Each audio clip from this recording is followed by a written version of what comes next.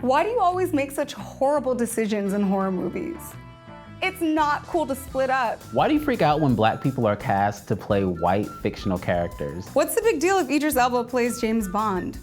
I would go see it twice. Why is a big butt and big lips considered attractive on a white woman, but they're unattractive on a black woman? Do y'all really think Miley is the one who created twerking? Really? Why am I supposed to teach you how to twerk?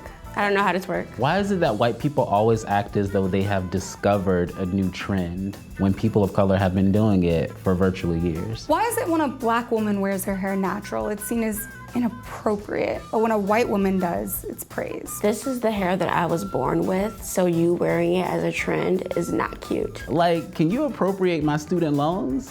Can you take that off my hands? Why is it that white crime is seen as an isolated incident, but black crime is a representation of my entire community? When we see a story on TV about a white serial killer, I don't automatically assume that all white people must be serial killers too.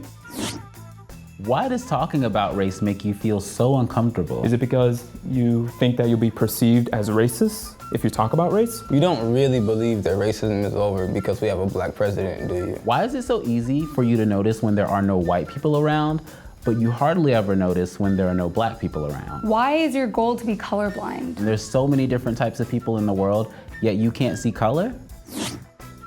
Why do you want to say the N-word so badly? If I don't use it, what makes you think you can? Why do you always want to touch our hair? Who told you it was okay to touch people without their permission? Why do you feel like having one black friend makes you a cultural expert or not a racist? Is your only black friend comfortable with being the reason why you can't be racist? By that logic, then I'm not racist. I have a ton of white friends. Why do you feel comfortable cursing at your parents? Why do you kiss your dogs on the mouth? How come you can't pronounce black names like Quvenzhané, but can say names like Schwarzenegger, Galifianakis, and LaBeouf just fine?